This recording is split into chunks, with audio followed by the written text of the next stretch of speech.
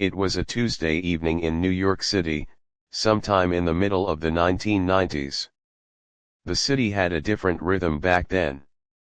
It was grittier, louder, and a bit more wild before the big cleanup that changed the streets forever.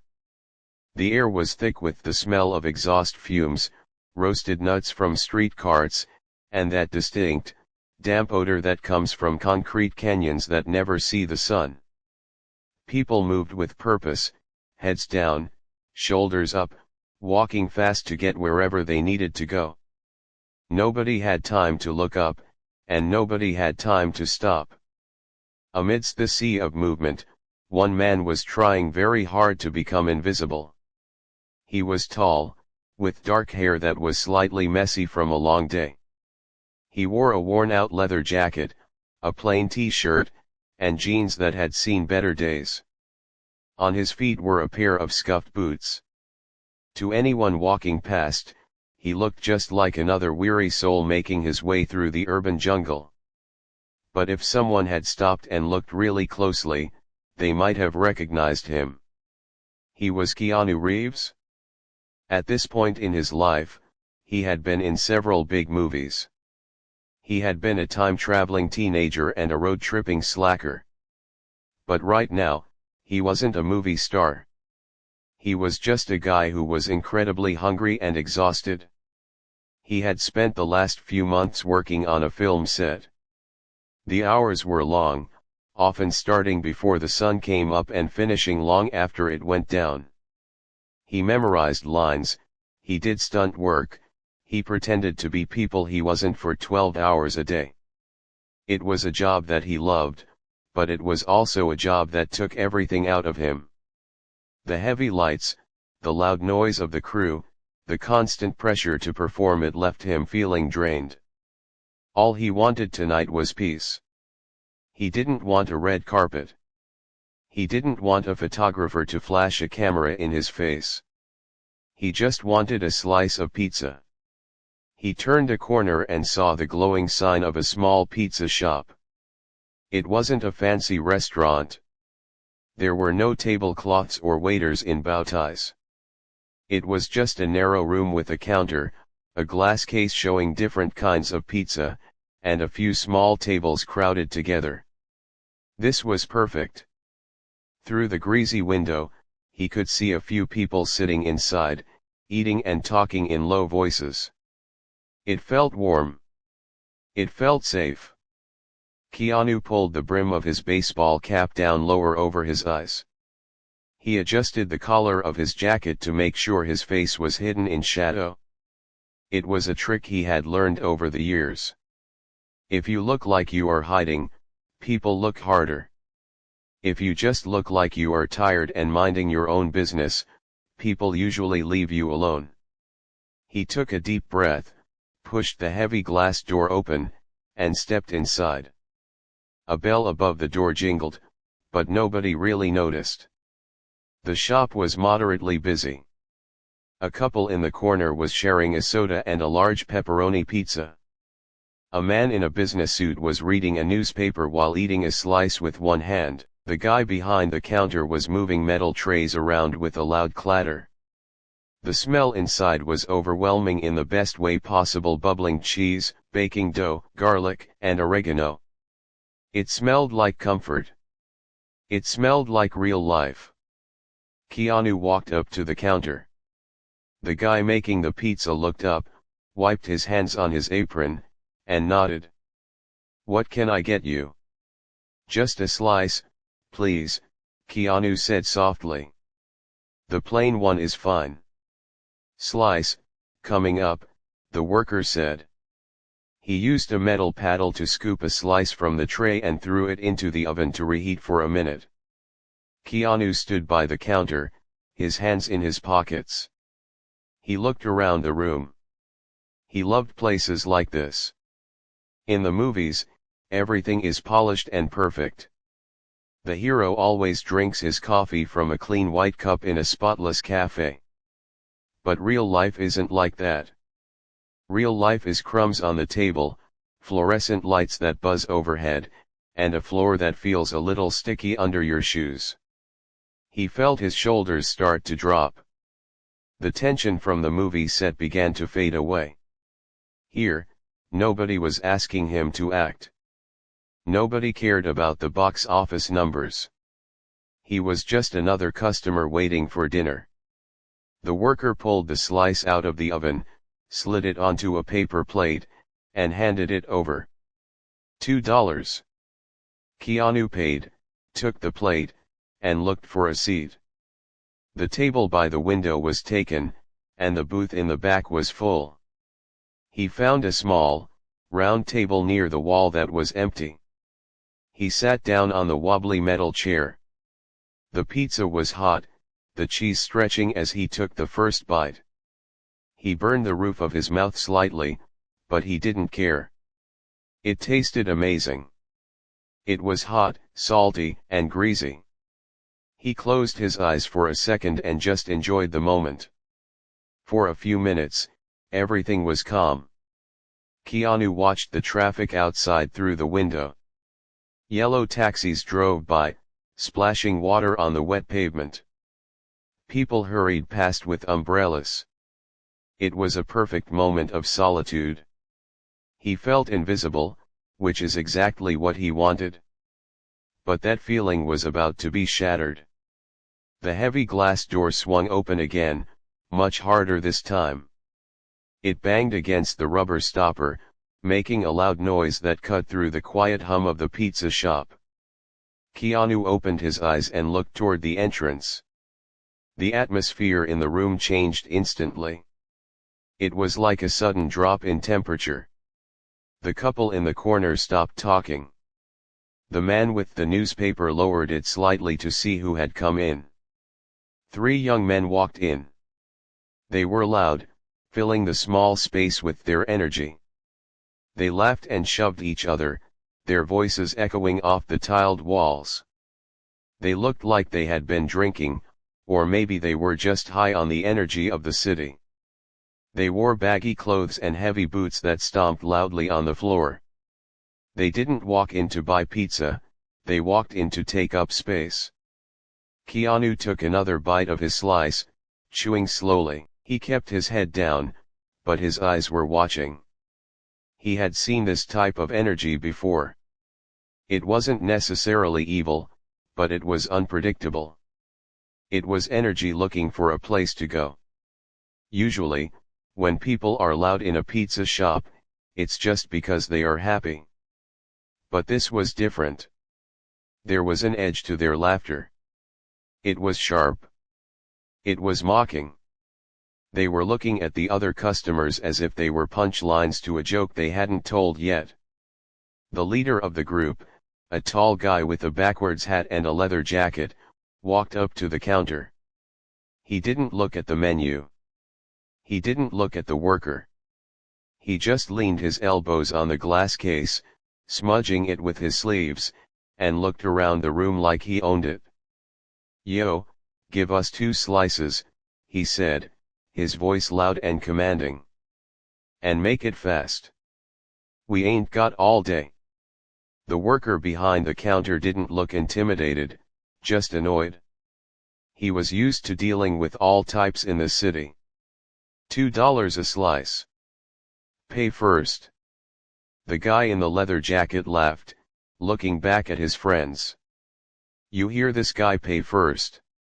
He dug into his pocket and pulled out a crumpled wad of bills, throwing them onto the counter carelessly. "There. Keep the change." It was a small amount of money, definitely not enough to cover the food and a tip, but the worker just sighed, scooped up the money, and put the slices in the oven. The 3 friends moved around the small shop. They were like restless animals pacing in a cage. They knocked a chair out of the way, sending it scraping across the floor with a horrible screeching sound. Nobody said anything. The couple in the corner looked down at their food. The man with the newspaper turned a page, pretending to read, but Keanu could see his hands were shaking slightly. Keanu sat very still. He was halfway done with his pizza. He knew that the smartest thing to do, the thing his agents, his managers, and his security team would tell him to do, was to finish his food quickly and leave. He was a movie star. If he got into a fight, or if he caused a scene, it would be in the newspapers the next day. Keanu Reeves in pizza shop brawl. It wasn't worth the trouble. He was just one person.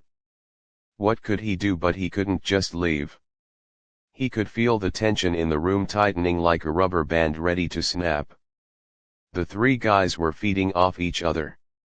They were bored, and they were looking for something to do.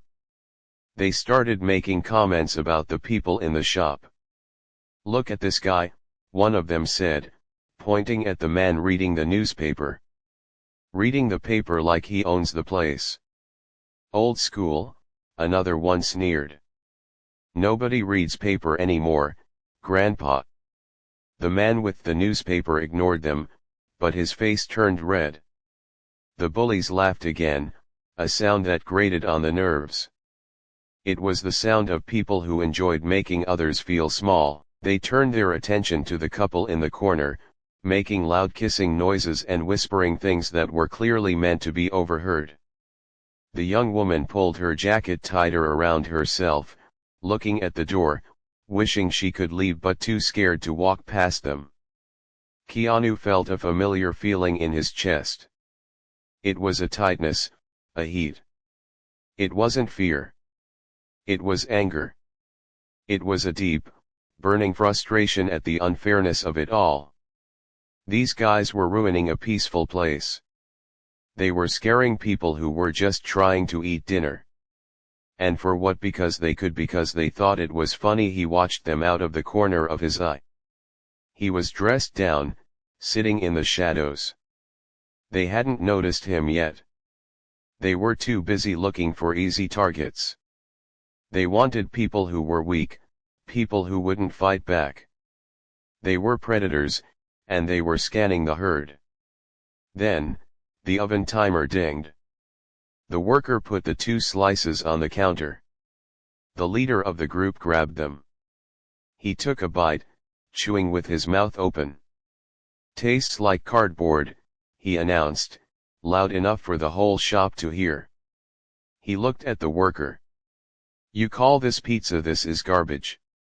"Then don't eat it," the worker muttered, turning away to clean the grill. "What did you say?" The leader slammed his hand on the counter. The sound made everyone jump. The 2 friends stepped up behind him, crossing their arms, puffing out their chests. The shop went dead silent. The only sound was the humming of the refrigerator and the distant traffic outside. Keanu stopped chewing. He slowly put the rest of his slice down on his paper plate. He wiped his mouth with a napkin. He looked at the exit. It was only 20 feet away. He could stand up, walk out the door, and go back to his hotel. He would be safe. He would be away from this negativity. But he looked at the worker, who was standing with his back to the room, gripping a metal spatula so hard his knuckles were white. He looked at the couple, who were now terrified. The injustice of it hung heavy in the air. It was the story of the world, wasn't it? Loud people hurting quiet people. Strong people pushing around weak people. And usually, the quiet people just took it because they didn't want to get hurt. Keanu knew that feeling.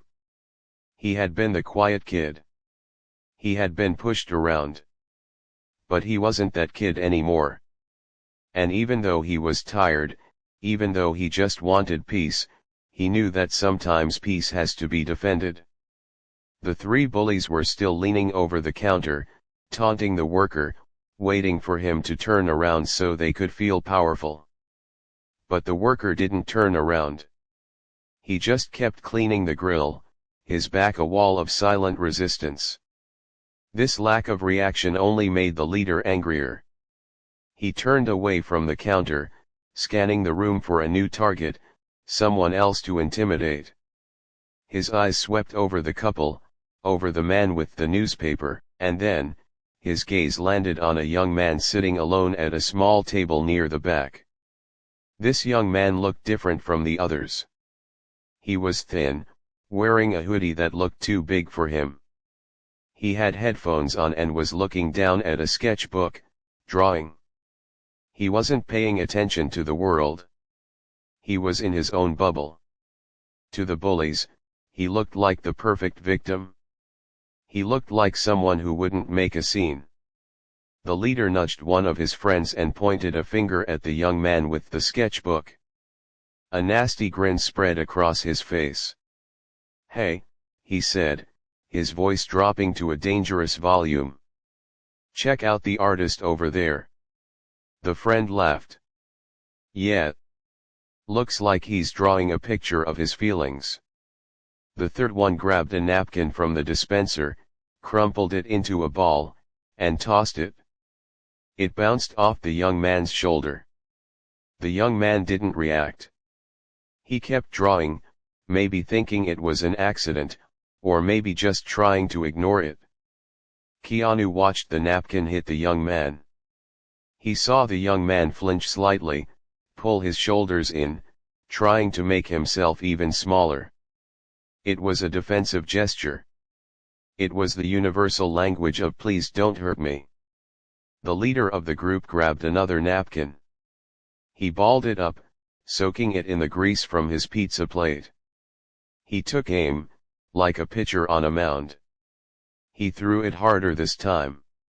It hit the sketchbook with a wet splat, leaving a greasy mark on the paper. The young man finally looked up. He pulled his headphones down, his eyes wide and confused. He looked at the grease spot on his drawing, and then up at the three men standing over him. "Sorry," the young man mumbled, his voice barely a whisper. "Did I do something?" The question broke Keanu's heart. The young man was apologizing for being bullied. He was taking the blame for their cruelty. The group laughed.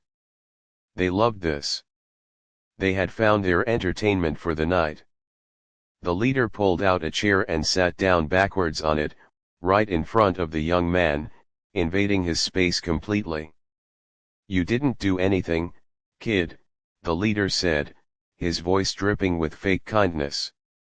"We just wanted to see your pretty little picture. You gonna show us?" The young man looked around the room, panic in his eyes. He looked at the worker, who was still facing the wall.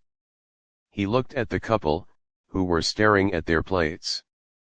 Nobody was going to help him. He was alone. Keanu took a slow breath. He looked at his own unfinished slice of pizza on the table. He knew that if he stayed in his seat, he would be safe. But he also knew that he wouldn't be able to live with himself. He couldn't watch this happen and do nothing. He wasn't a character in a movie who could wait for the script to give him a heroic line. This was real life. And in real life, you don't always get a second chance to do the right thing. The bullies were getting louder, leaning in closer to the young man, blocking his exit. The fear in the room was suffocating. It was time to make a choice. Stay hidden in the shadows, or step into the light. Keanu pushed his chair back. It made a scraping sound against the floor, but it was lost in the noise of the bullies' laughter. He stood up. The leader of the group didn't just sit down, he sprawled. He took up as much space as physically possible, throwing one leg out to the side and leaning his heavy arms on the back of the chair, effectively caging the young man in. The other two friends didn't sit. They stood behind their leader, forming a wall that blocked the view from the rest of the shop. They were like stagehands setting the scene for a terrible performance, and the young man with the sketchbook was the unwilling star. "So," the leader said, his voice loud and grating, like sandpaper on metal. "You gonna show us what you're drawing, or is it a secret?" The young man didn't answer immediately. He was frozen, his hand hovering over the open page of his book. The grease spot from the napkin was soaking into the paper, ruining a corner of the drawing. It was a portrait of a city street, detailed and careful, the kind of work that takes patience and time. Now, it had a dark, oily stain spreading across the sidewalk he had drawn. It's nothing, the young man stammered. He tried to close the book, to hide his work, but the leader was faster. Before the book could snap shut, the leader slapped his hand down on the cover, pinning it to the table. The slap was hard, loud enough to make the young man flinch violently. Nothing, the leader mocked. Doesn't look like nothing. Looks like you think you're an artist. He looked back at his friends, his face twisted in a grin that was meant to be friendly but looked anything but. Hey, guys, we got a regular Picasso over here. The friends laughed. It wasn't a genuine laugh, it was the laugh of people who want to keep their leader happy. It was a chorus of agreement. Let's see it, Picasso, one of them chimed in from behind. Show us your masterpiece. The young man looked around the pizza shop again. His eyes were wide, darting from the bully to the exit, to the counter, and back to the bully. He was looking for a lifeline. He was hoping anyone would stand up and say, "Hey, leave him alone." But the shop was frozen in a terrifying silence. The couple in the corner had stopped eating entirely. They were staring intently at the table, their food forgotten. The man with the newspaper had folded his paper and was gripping it so tightly the edges were crumpling. He looked at the door, then at the three big men by the table, and then he slumped down in his seat, choosing to disappear. Even the worker behind the counter, who had been so tough a few minutes ago, found a sudden fascination in cleaning the inside of the oven. He wouldn't turn around. The message was clear to the young man: you are on your own. Keanu was still standing near his own table. He hadn't moved forward yet. He was watching, his eyes narrow, his body completely still. He was assessing the situation. In the movies, the hero rushes in fists flying. But in real life, rushing in can get people hurt. If he ran over there and started yelling, the two friends might jump the young man while he fought the leader. He had to be smart. He had to wait for the right moment. But watching them corner the helpless kid made his blood boil. He could feel the muscles in his jaw tightening. The leader, enjoying the power he had, slowly peeled the sketchbook away from the young man's grip. The kid didn't fight back. He let go, his shoulders dropping in defeat. "Let's see what we got here," the leader said. He flipped the book around so he could look at it. He held it up roughly, treating the precious artwork like a cheap menu. "Oh, look at that. Buildings. Cars. Very original." He turned a page. "More buildings. Wow. You're really exciting, kid." "It's just practice," the young man whispered. His voice was shaking so badly he could barely get the words out. "Please, just give it back." The leader ignored the plea. He turned another page. This one was filled with sketches of people faces on the subway, an old woman feeding birds, a child playing. It was clear the young man had talent. He saw the world in a way that other people didn't. But the leader wasn't interested in the art. He was interested in the destruction. "You know what this needs?" the leader asked the room at large. He picked up a shaker of red pepper flakes from the table. "It needs some flavor." The young man's face went pale. "No, please don't." "Oh, come on," the leader said, tipping the shaker over the open page. "A little spice never hurt anybody." He shook the shaker. Red flakes rained down onto the detailed pencil drawing of the old woman. They stuck to the graphite, ruining the shading, turning the delicate artwork into a messy, spicy disaster. The young man let out a small, choked sound. It was a sound of pure heartbreak. It was the sound of something personal being violated. The two friends behind him laughed harder. One of them reached out and grabbed a napkin, dipping it into a cup of soda on the table. "Here, let me help you clean it up," he said, dripping the brown, sugary liquid onto the page. The young man jumped up from his chair. He couldn't take it anymore. "Stop it!" he shouted, though his voice cracked halfway through the word. "Just stop! Why are you doing this?"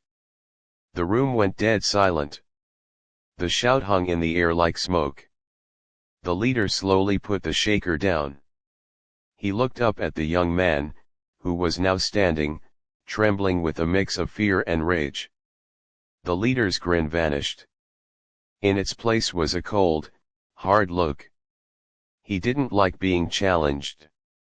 He didn't like the prey fighting back. "Sit down," the leader said quietly. It wasn't a request. It was an order. "No," the young man said, backing away until his legs hit the edge of another table. "I want to leave. Just let me go." The leader stood up. He was taller than the young man, broader, and filled with aggressive energy. The two friends stepped in, cutting off the path to the door. They were boxing him in. "You're not going anywhere," the leader said. He took a step forward, invading the young man's personal space again. "You were rude to us. We were just trying to look at your art, and you yell at us. That's not very nice." The logic was twisted, insane. But in the bully's world, it made perfect sense. They were the victims now, and they had the right to punish him. The young man looked trapped. He looked at the worker, who still wouldn't turn around. He looked at the couple, who were staring at their phones, pretending to text. He looked at the man with the newspaper, who had his eyes closed. The isolation was complete. He realized that no one was going to help him. He was going to have to get past these three men on his own, or he was going to get hurt. Keanu saw the look in the young man's eyes. It was a look of despair. It was the realization that the world can be a cruel and cold place. It was a look that said, "Nobody cares." Keanu couldn't stand it anymore. The waiting was over. The assessment was done. He saw that the two friends were focused entirely on the young man, enjoying his fear. They weren't paying attention to the rest of the room. They thought they owned the space. They thought everyone else was too scared to move. And they were mostly right. Fear is a powerful thing. It freezes people. It makes them look away. It makes them small. But Keanu knew that sometimes, you have to make yourself big, even when you are scared. You have to stand up, not because you know you will win, but because you know you can't lose your self-respect. He took a step away from his table. His boots made a soft thud on the floor, but the bullies didn't hear it. They were too busy taunting the young man. "Apologize," the leader demanded, poking the young man in the chest with a rough finger. "Say you're sorry for being rude." "I'm sorry," the young man said quickly, the words tumbling out. "I'm sorry, okay, just please let me go." "Say it like you mean it," the friend with the wet napkin said. "Louder." "I'm sorry." The young man nearly screamed. The leader laughed. He looked at his friends. "See, he's polite after all." He shoved the young man backward, hard. The young man stumbled over a chair leg and fell onto the floor, landing hard on his hands and knees. The sketchbook fell with him, landing open on the dirty tiles. The leader walked over and stood with his heavy boot right next to the book. He looked down at the young man cringing on the floor. Pathetic, he spat out the word.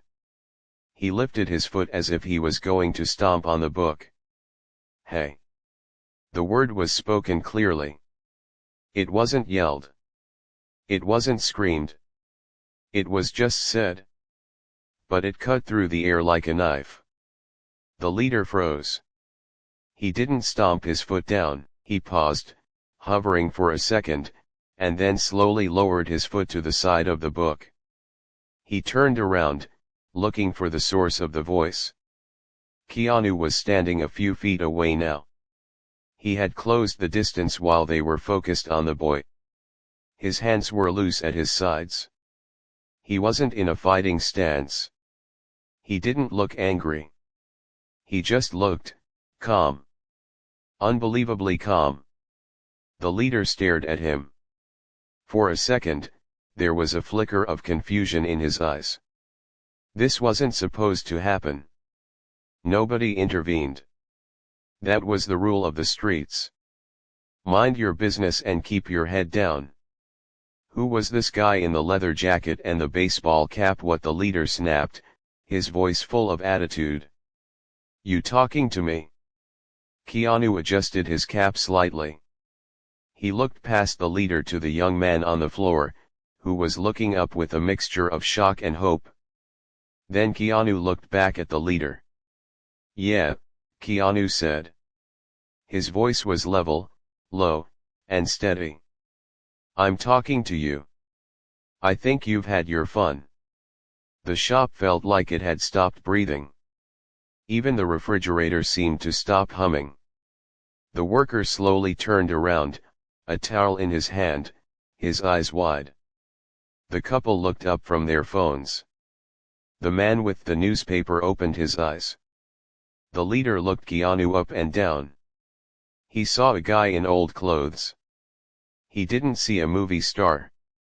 He saw just another person, maybe a bit older than them, but not necessarily threatening. There were three of them, and only one of him. This isn't your business, man, the leader said, stepping toward Keanu, trying to intimidate him.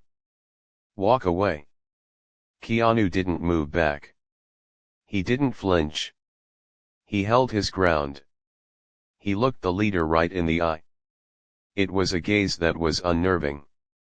It wasn't aggressive, but it was incredibly intense. It was the gaze of someone who has seen a lot of life and isn't easily impressed by a tough guy act. It is my business, Keanu said softly. You're bothering him. He just wants to eat and draw. Leave him alone. The leader laughed, a nervous, high-pitched sound this time. He looked at his friends for backup. Oh, you hear that? He wants us to leave him alone. One of the friends stepped forward, puffing out his chest. Yeah, and what if we don't? You gonna make us, old man? Keanu took a deep breath. He knew what was coming. He knew that words only go so far. These guys weren't going to leave just because he asked nicely. They were going to test him. They were going to see if he was all talk. He could feel the adrenaline starting to pump through his veins, the slow burn of focus that he used in his action scenes, but this was real. There was no stunt double. There was no director to yell cut. He looked at the three men, really looked at them. He saw the way they held themselves, the tension in their shoulders, the way they shifted their weight from foot to foot. They were waiting for a fight. They wanted it. But Keanu also saw something else. He saw that underneath the toughness, they were unsure. They were used to people being afraid. They weren't used to people standing up to them without fear. That was their weakness. They fed on fear. If he didn't give them fear, they didn't know what to do. You don't want to do this, Keanu said. It wasn't a threat. It was a statement of fact. Just pick up your stuff and go. Get your pizza and go. The leader's face turned red. The calmness of this stranger was making him look weak in front of his friends. He couldn't allow that. He had to re-establish control. "I think you need to mind your own business before you get hurt," the leader said. He shoved Keanu in the shoulder. It was a hard shove, meant to knock him back, meant to show dominance. Keanu rocked back on his heels but didn't stumble. He absorbed the shove, his body absorbing the energy like a shock absorber. He didn't push back. He didn't raise his hands. He just straightened his jacket and looked at the leader again. "Don't touch me," Keanu said. The room was so quiet you could hear the hum of the streetlights outside. Or what the leader shouted. He was losing his cool now. The calmness of the man in the cap was frustrating him beyond belief. "You gonna do something about it?" The leader shoved him again, harder this time. And then, almost in slow motion, he swung a clumsy punch. It wasn't a trained boxer's punch. It was a wild, angry swing, meant to hurt rather than to score points. Keanu saw it coming a mile away. He didn't panic. He didn't flinch. He simply moved. He stepped inside the swing, deflecting the arm with a smooth motion, and suddenly, he was in the leader's face. "I said," Keanu whispered, close enough for only the leader to hear, "leave him alone." The leader froze. The sudden change in distance, the speed of the movement, and the sheer confidence of the man in front of him shocked him. He realized, in a split second, that he might have made a mistake. He might have picked the wrong target. But it was too late to back down now. The other two friends were already moving in, shouting, their hands coming up. The situation was about to explode into chaos. The young man on the floor scrambled backward, pressing himself against the wall, terrified that the violence was now spreading because of him. Keanu stepped back, putting a little distance between himself and the leader, readying himself for what came next. He didn't want to fight them. He really didn't. But he wasn't going to let them hurt that kid anymore. The line had been crossed. The decision was made. He was standing between the victim and the bullies, and there was no turning back. The room seemed to shrink. The air got thick and heavy, like the atmosphere right before a thunderstorm breaks. For a split second, nobody moved. The leader's arm was still hanging in the air where he had thrown the punch. He was looking at his own fist, and then at Keanu, with a look of pure confusion. He had expected the man to fall back, or to cover his face, or to run away. He hadn't expected him to step in, close the distance, and dodge the swing like it was nothing. Then, the moment snapped. The two friends, who had been standing back laughing a second ago, realized what was happening. Their leader wasn't winning. In fact, he looked foolish. And that was something they couldn't let happen. "Hey!" the tallest friend shouted. He stepped forward, his face twisted into a mask of anger.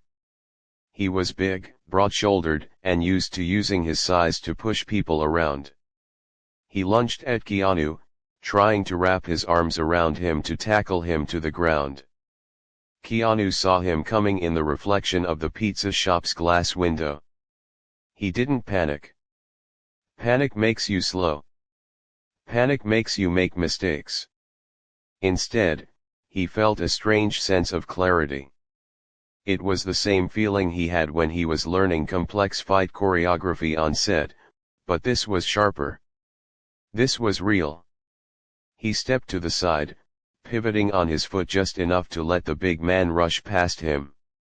The friend stumbled, his momentum carrying him forward until he crashed into a stack of empty soda crates near the counter.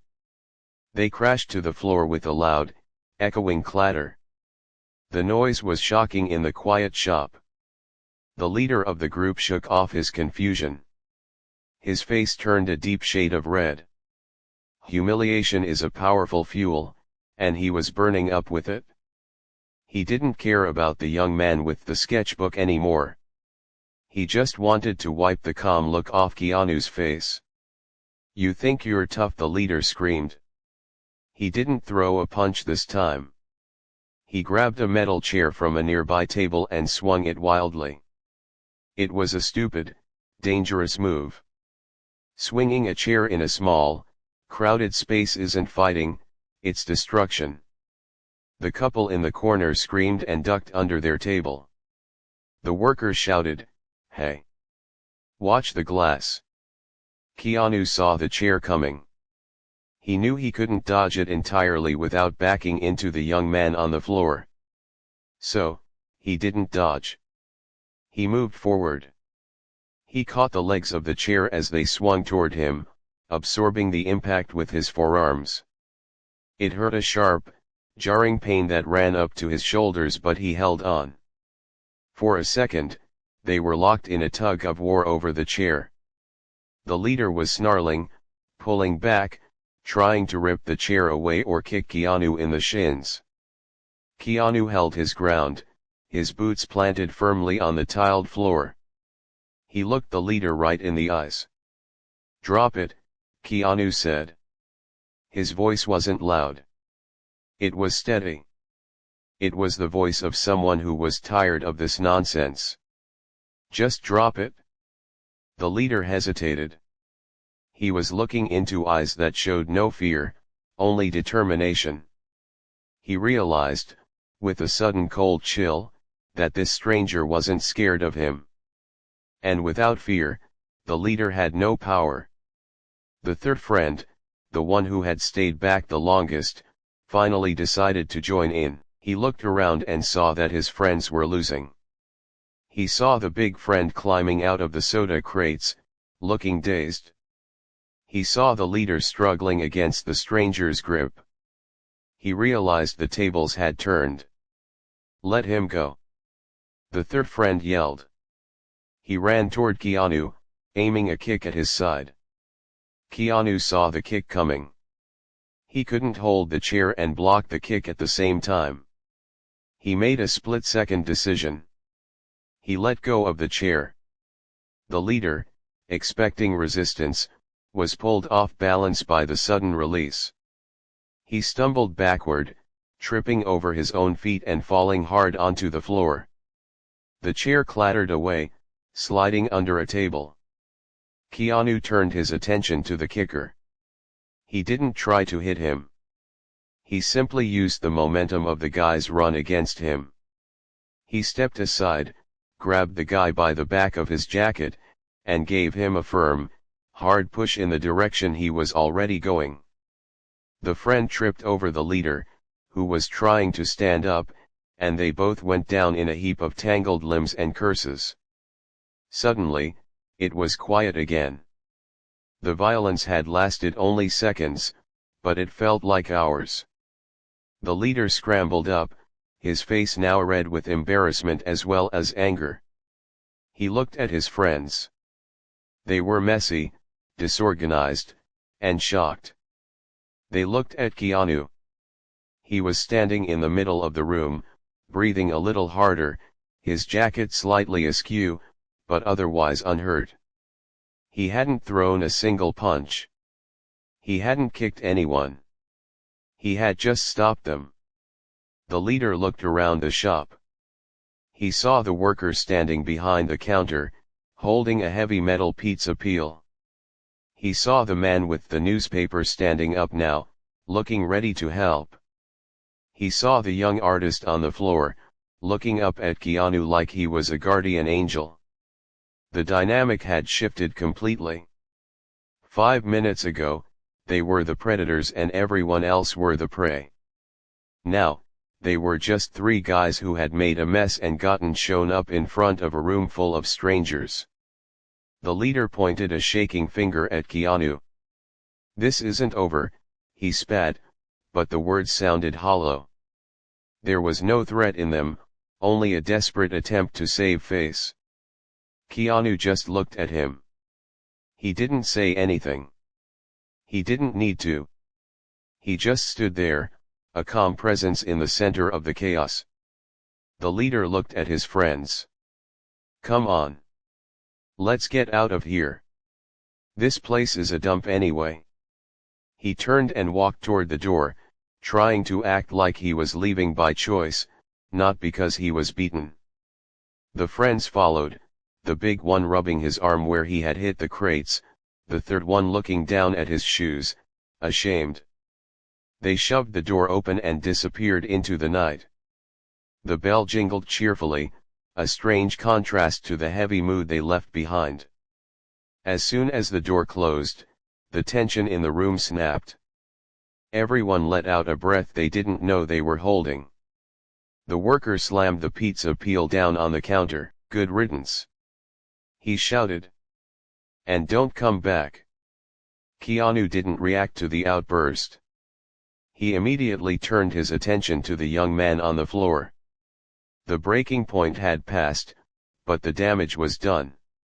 The young man was still sitting against the wall, his knees pulled up to his chest. His sketchbook was lying on the floor, pages bent, covered in red pepper flakes and soda stains. Keanu walked over and crouched down. He didn't crowd the kid. He kept a respectful distance. Are you okay? Keanu asked. His voice was gentle, completely different from the firm tone he had used with the bullies. The young man looked up. His eyes were wide, rimmed with red. He looked at Keanu, then at the door, then back at Keanu. It was like he couldn't believe what had just happened. I think so, the young man whispered. His voice was shaky. They were going to hurt me. Yeah, Keanu said softly. I know. They're gone now. He reached out and picked up the sketchbook. He carefully brushed the red flakes off the page. The grease stain was still there, spreading across the drawing of the old woman. It was ruined. It was a heartbreaking sight. Hours of work, destroyed in a moment of cruelty. Keanu looked at the drawing, then at the young man. He could see the heartbreak in the kid's face. It wasn't about the paper or the pencil. It was about the violation. They had ruined something personal. I'm sorry about your book, Keanu said. He handed it back carefully. The young man took it.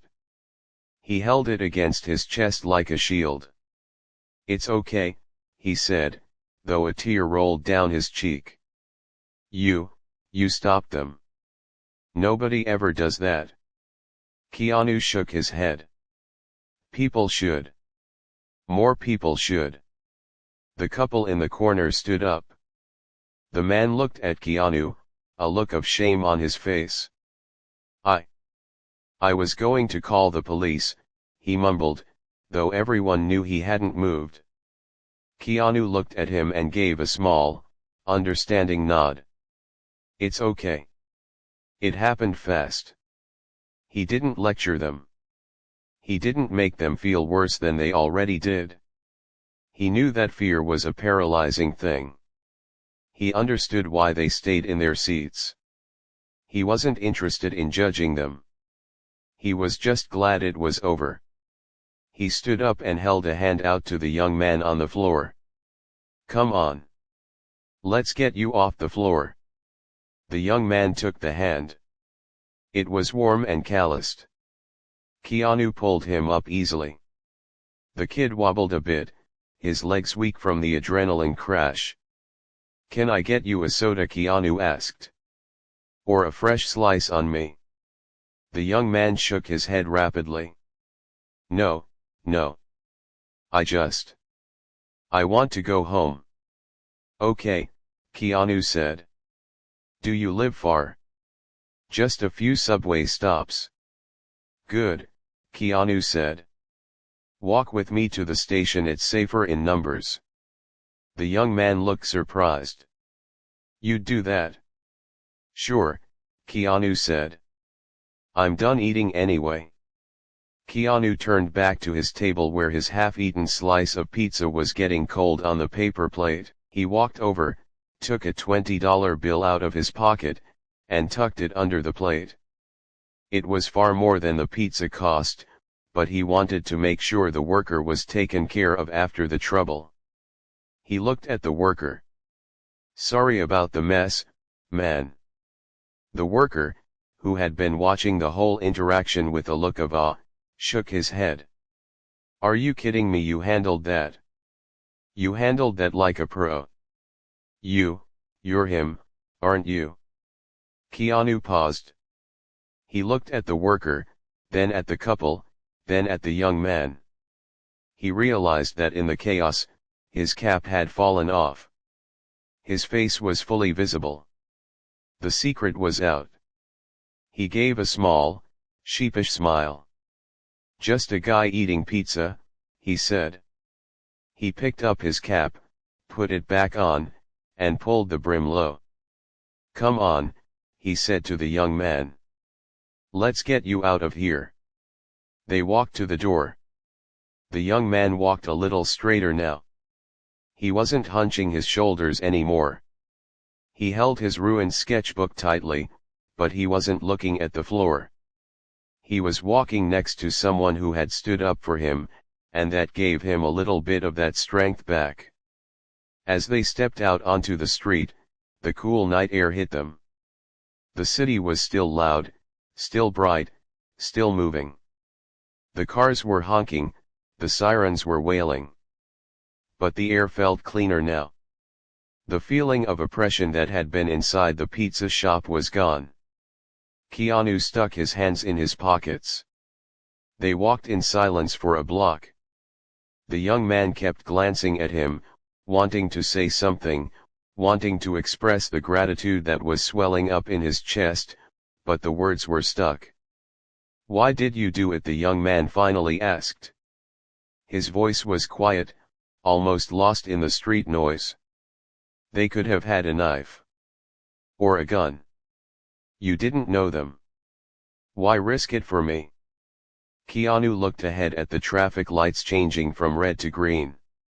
He thought about the question. It wasn't about being a hero. It wasn't about trying to prove something. It was something simpler. It was about the line. "Because," Keanu said slowly, "we can't let them win. If we let people treat each other like that, just because they can, then what's the point? We have to look out for each other. It's the only way we get through this." He stopped walking and turned to the young man.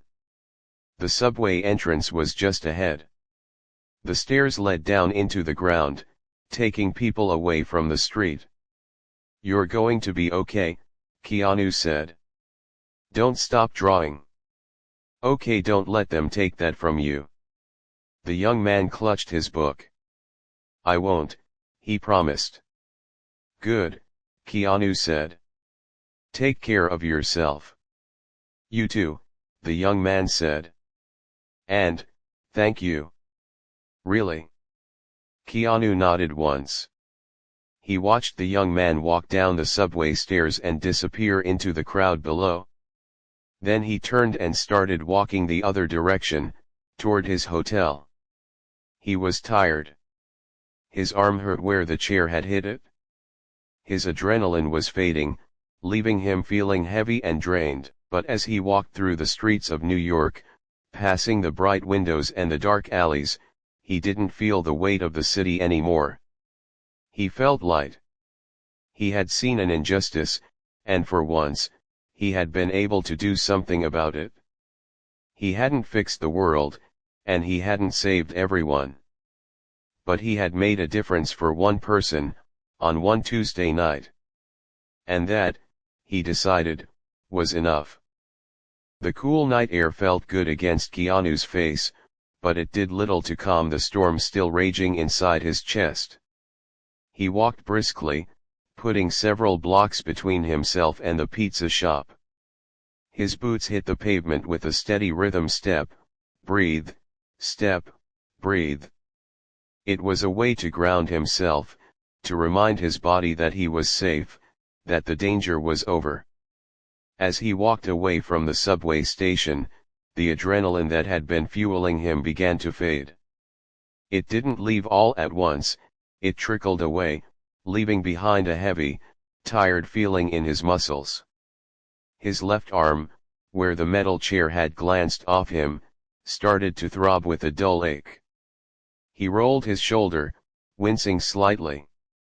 It would probably bruise, maybe even swell up a bit by morning, but nothing was broken. He had been lucky. New York City at night was a different beast than the city during the day. The shadows were longer, and the sounds were harsher. Sirens wailed in the distance, a constant backdrop to the urban symphony. Cars honked at yellow lights. People shouted across the street. But Keanu felt strangely detached from it all.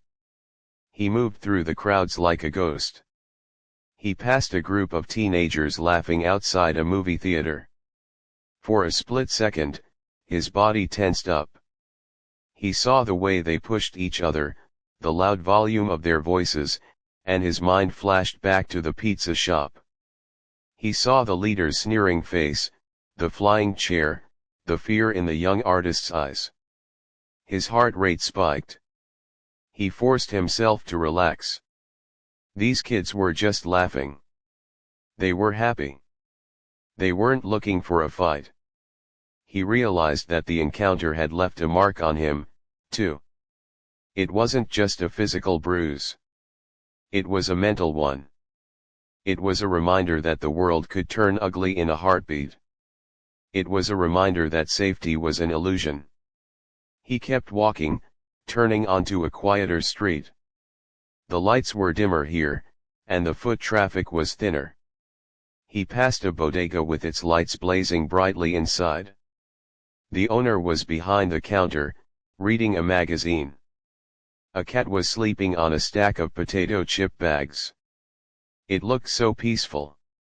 Keanu stopped for a moment, looking through the glass. He watched the cat rise and fall with every breath. It was a simple, unbothered life. He envied that cat in that moment.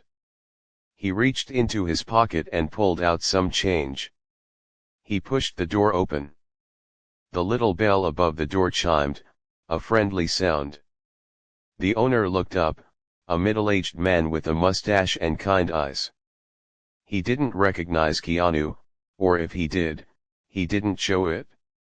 In this city, celebrities were just part of the landscape, and everyone was too busy living their own lives to make a fuss. "Evening," the owner said. "Can I help you?" "Just a water, please," Keanu said. His throat felt dry and scratchy from the tension. The owner got a bottle from the fridge. Keanu paid, cracked the cap open, and took a long drink. The cold water helped wash away the dusty taste of fear in his mouth. He leaned against the counter for a moment, just breathing. "Rough night?" the owner asked casually. He wasn't prying, just making conversation. Keanu looked at the man. He thought about the pizza shop. He thought about the bullies. He thought about the people who sat and watched, too scared to move. He thought about the young man with the ruined sketchbook. "Yeah," Keanu said finally. "A little bit. But it turned out okay." "That's good," the owner nodded. "As long as it turns out okay, that's all that matters." Simple wisdom. Keanu smiled a tired smile. "You're right."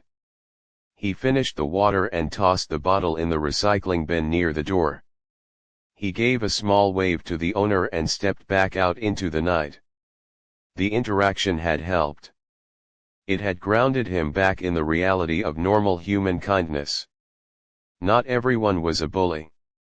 Not everyone was a victim. Most people were just like this shop owner, living their lives, offering a water bottle, wishing for a good night. He continued his walk toward his hotel. It was still several blocks away. His mind drifted back to the young artist. He hoped the kid was safe on the subway train. He hoped he wasn't too shaken up.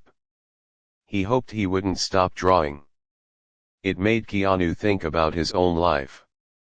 He had been in fights before, on screen and off. He knew what it felt like to be the underdog. He knew what it felt like to be pushed around. But he also knew that one moment of kindness could change a person's life. He remembered times when people had been kind to him when he had nothing.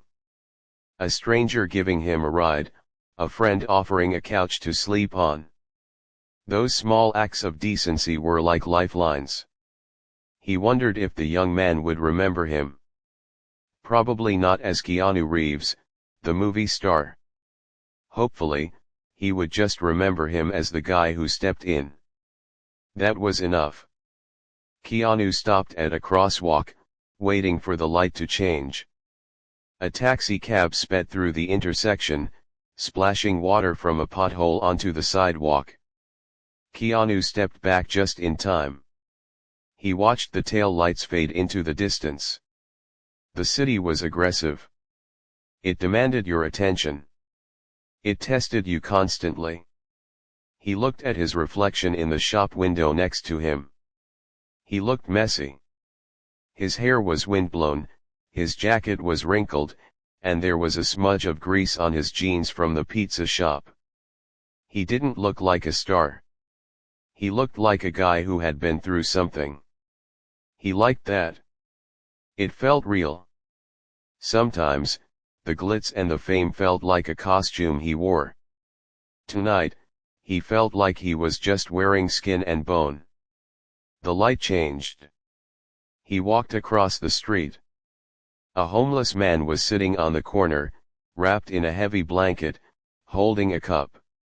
He looked tired and cold. People were walking past him, ignoring him, stepping over his outstretched legs. It was the same kind of blindness that had happened in the pizza shop. People saw what they wanted to see. If they saw a problem, they looked away because it was easier. Keanu stopped. He didn't have much cash on him, just a few bills left in his wallet. He took them out. It wasn't a fortune, but it was enough for a hot meal.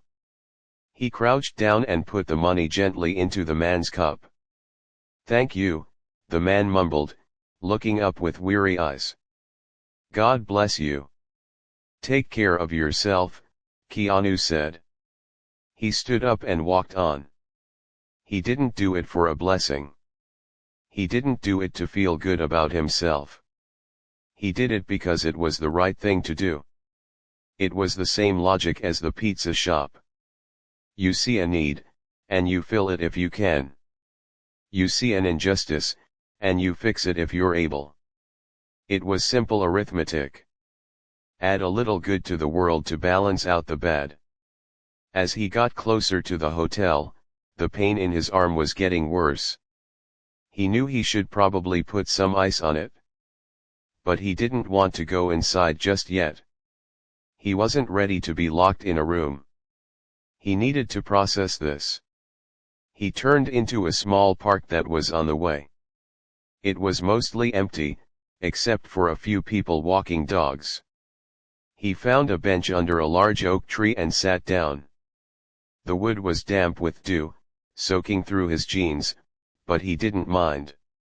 He looked up at the sky. You couldn't see many stars in New York, the city lights were too bright. But he knew they were there, billions of them, burning silently in the dark. He thought about the nature of fear. The bullies in the shop, they weren't strong. They were weak. They used fear as a weapon because they had nothing else. They were empty. The young man with the sketchbook, he was strong. He was creating something. He was adding beauty to the world, even when the world tried to slap it out of his hands. Keanu realized that the real battle wasn't between him and the bullies. It was between fear and creation. The bullies wanted to destroy. The artist wanted to create. He had just stepped in to make sure creation won that round. He rubbed his arm gently. The physical pain was a reminder that standing up for something costs something.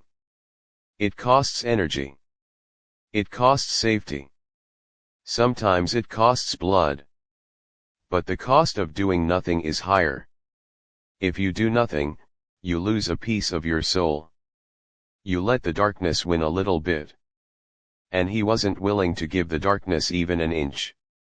A dog ran over to him, a golden retriever with a happy wagging tail. It sniffed Keanu's shoe and then looked up at him with big, brown eyes. "Hey buddy," Keanu said softly. He held out his hand and let the dog sniff it. The dog licked his palm, a wet, sandy greeting. "Sorry. Buster, come here." A woman jogged over. She looked embarrassed. "I'm so sorry, I hope he didn't bother you." Keanu smiled. It was a genuine smile this time. "No bother at all. He's a good dog. He's a sweetheart," she said, clipping the leash back on. "Have a good night." "You too," Keanu said. He watched them walk away. The dog looked back once, tail wagging. It was a small interaction, completely ordinary. But it felt important.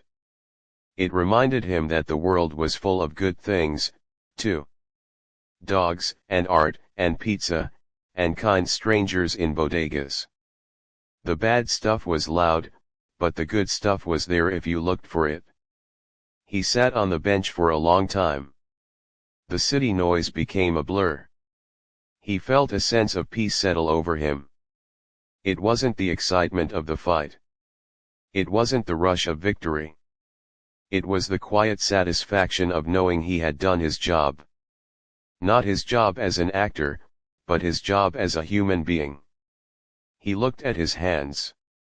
They were rough hands. Hands that held steering wheels in car chases, hands that held guns in action movies, hands that held the hearts of dying lovers in dramas. But tonight, these hands had held a chair back, and they had helped a young man off the floor. That felt like the most important role he had ever played. He checked his watch. It was late. The city was settling down, though it never truly slept. The traffic was thinner. The sirens were fewer. It was that magical time between night and morning where the world takes a deep breath. Keanu stood up slowly. His joints were stiff from the cold and the fight.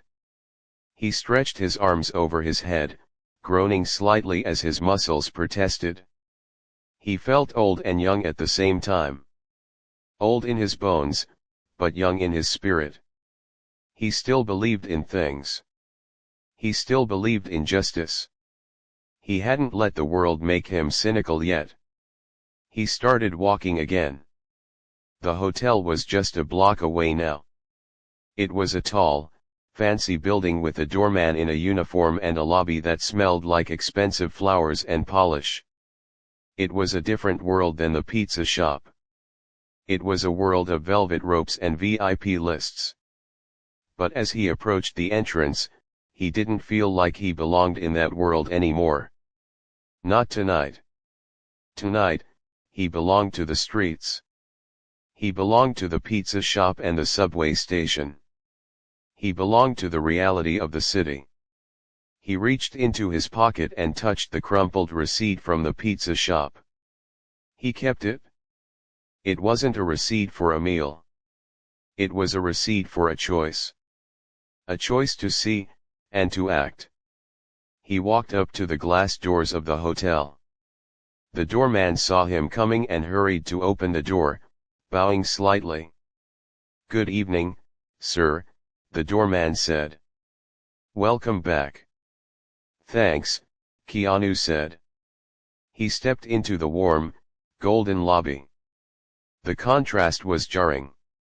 Everything was soft and quiet here. There was no shouting, no grease, no fear. It was safe. It was comfortable. But as Keanu walked across the marble floor toward the elevators, he knew that this safety was an illusion. The real world was just outside those glass doors. The real world was messy and loud and sometimes painful. And that was okay. Because he knew that if he walked out those doors tomorrow, or the next day, and he saw an injustice, he would make the same choice. He would stand up. He would speak out. It wasn't about being a hero. It was about being human. He pressed the button for the elevator. The door slid open instantly, reflecting his tired face back at him. He stepped inside and pressed the button for his floor. As the elevator rose smoothly, taking him up to his suite, he leaned his head back against the cold metal wall. He closed his eyes. He saw the young man's face one last time. The fear was gone, replaced by surprise and a tiny glimmer of hope. Keanu took a deep breath and let it out slowly. The elevator dinged. The doors opened. He walked out into the hallway, heading toward his room. He was ready to sleep now. He was ready to let the day go. But he knew that tomorrow, he would wake up, and he would keep looking. He would keep watching. Because the world needs people who are willing to watch. And more than that, it needs people who are willing to act. The door to the hotel room clicked shut, locking out the noise of the city. The silence that greeted him was heavy and expensive. It was the kind of silence you pay a lot of money for, a thick, padded silence that made his ears ring. Keanu stood in the entryway for a long moment, just listening to the hum of the air conditioner. He was alone now. The adrenaline had completely worn off, leaving him feeling hollowed out and heavy. He walked further into the room, shedding his leather jacket as he went. He dropped it onto a chair, not caring that it fell in a heap. He usually took care of his things, especially the clothes he wore for roles, but tonight he couldn't muster the energy. He walked into the bathroom and flipped on the light. The mirror reflected a face that looked familiar but tired. His eyes were rimmed with red, and there was a smudge of dirt on his cheek that he hadn't noticed before. He turned on the faucet and splashed cold water on his face. The water shocked him, waking up his skin. He rubbed his face roughly with a towel, trying to wash away the grime of the street and the memory of the confrontation. But the water couldn't wash away the throbbing in his left arm. He rolled up his sleeve. A dark purple bruise was already blooming on his forearm where the metal chair had hit him. It was angry and swollen. It looked painful, and it was, but looking at it gave him a strange sense of relief. It was proof. It was proof that it wasn't just a bad dream. It was proof that he had actually stood there and taken a hit so someone else wouldn't have to. He opened the mini fridge and dug out a small bottle of ibuprofen. He dry swallowed 2 pills, then grabbed the ice bucket. He needed to get ice for his arm. He hesitated at the door. The idea of going back out into the hallway, getting on the elevator, and walking past the front desk to get ice felt like a monumental task. He didn't want to see anyone. He didn't want to smile or nod or pretend everything was normal. But he needed the ice. So, he put on his baseball cap, pulling it low, and grabbed the bucket. The hallway was empty, the carpet plush and swallowing his footsteps. The elevator ride was quick. The lobby was quiet, just a night clerk reading a book behind the desk. Keanu moved like a shadow, filling the bucket at the ice machine near the pool area. The machine roared and spat out cubes that clanked against the plastic bucket. The sound was deafening in the quiet hotel. Back in his room, he filled a plastic bag with ice and wrapped it in a towel. He sat on the edge of the bed, pressing the cold pack against his arm. The cold seeped into his skin, numbing the ache. He sat there for a long time, just staring at the wall. He thought about the young man with the sketchbook.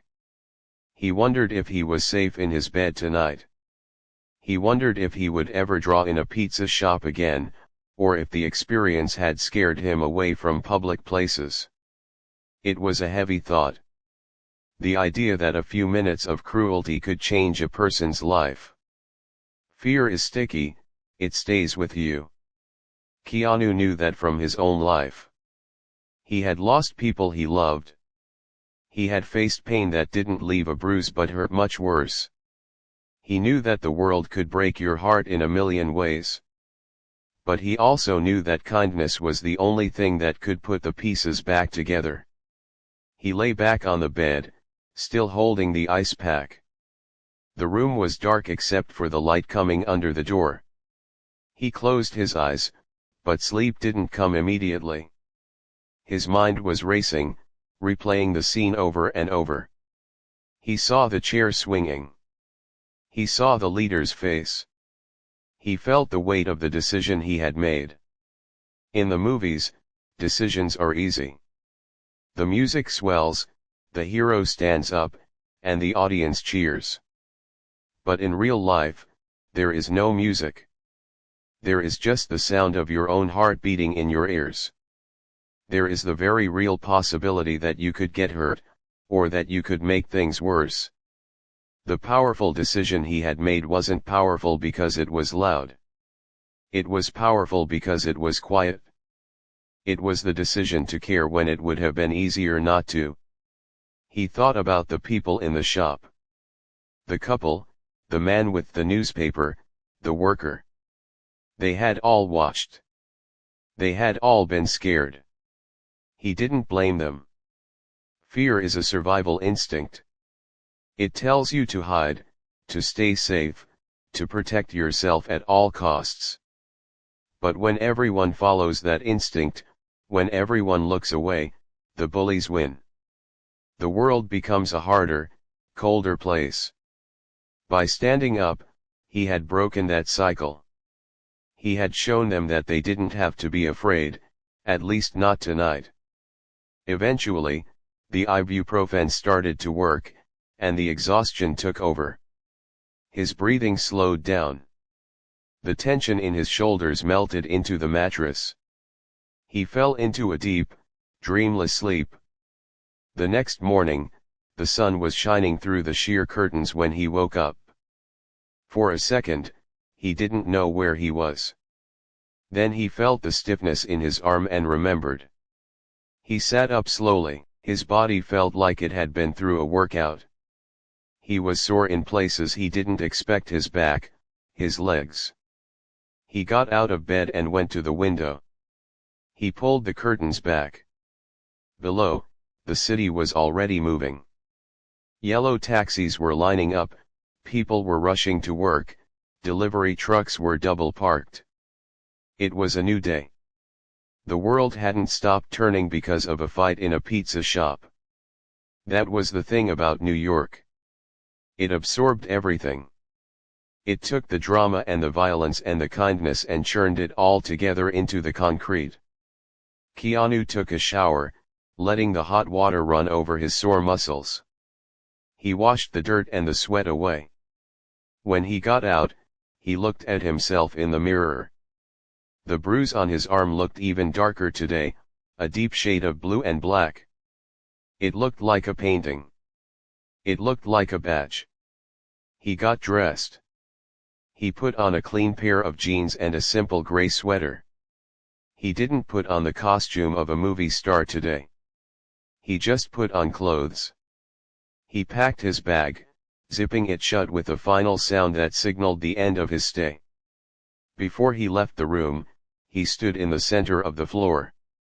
He took a deep breath. He felt different than he had when he arrived. He felt more connected to the city. He felt more grounded. He had stepped out of his bubble and touched the real world, and it had left a mark on him, just like the bruise. He walked down to the lobby to check out. The same woman was behind the desk, looking bright and cheerful. "Good morning, Mr. Reeves," she said. Did you have a pleasant stay? Keanu looked at her. He thought about the question. A pleasant stay usually meant good room service and a comfortable bed. It didn't usually mean bruising your arm and fighting bullies. But as he thought about it, he realized that yes, it had been pleasant. It had been meaningful. Yes, he said, his voice soft but sincere. I did. Thank you. He signed the receipt. He didn't charge the room to a studio account. He paid for it himself. It felt right. He walked out of the hotel and onto the sidewalk. The air was crisp and cool. A car drove by and splashed a bit of water from a puddle, but he stepped aside easily. He was alert. He was aware. He decided to walk to his next meeting instead of taking a car. It wasn't far, and he wanted to feel the city. As he walked, he passed a coffee shop. He stopped and bought a cup. He stood outside for a moment, watching the people go by. He saw a mother holding her daughter's hand tightly as they crossed the street. He saw an old man feeding pigeons in the park. He saw a businessman on a phone, shouting about numbers. He also saw a teenager sitting on a bench with a skateboard. He was drawing in a notebook. Keanu stopped. He stared at the kid for a second. He didn't look like the young man from the pizza shop. This kid had headphones on and was wearing a bright green hoodie. But seeing him there, creating something in the middle of the chaos, made Keanu smile. He didn't go over to talk to him. He didn't need to. He just took a sip of his coffee and kept walking. But the sight of that kid made him feel good. It was a sign. The world kept creating. The world kept trying to be beautiful, even when people tried to mess it up. He walked through the crowded streets. People bumped into him, too busy looking at their phones to say excuse me. But Keanu didn't mind. He didn't feel invisible this time. He felt like he was part of the flow. He was just another human being navigating the day. He thought about the phrase "witnessed an injustice." It sounded like something in a news report. But injustice isn't always big. It isn't always laws being broken or governments falling. Sometimes it's just a guy being mean to a kid in a pizza shop. It's small and ugly and common. And the powerful decision wasn't about winning a fight. It wasn't about being tough. It was about choosing to step out of the spectator seat. It was about choosing to be a participant in the world, rather than just an observer. He reached the building where his meeting was. It was a tall glass tower, shiny and imposing. He walked through the revolving doors and into the lobby. It was quiet and air-conditioned. Security guards nodded at him. People in suits rushed to the elevators. He stepped into an elevator and pressed the button for a high floor. As the doors closed, he looked at his reflection one last time. He saw the bruise on his arm that was hidden under his sweater. He saw the tiredness in his eyes that was slowly fading. The doors opened. He walked out into the lobby of the production company. A woman in a sharp suit rushed up to him, holding a stack of papers. "Mr. Reeves? Oh, I'm so glad you're here. We have so much to cover. The script changes, the schedule."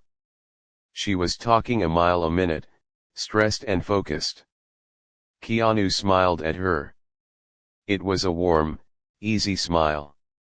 "Take a breath," he said gently. "It's okay. We'll get it done. I'm here." She paused, blinking. She took a deep breath, and her shoulders dropped an inch. "Right. Yes. Okay. Thank you." They walked down the hallway together. Keanu listened to her talk about the scenes they were going to shoot later that week. He nodded and asked questions.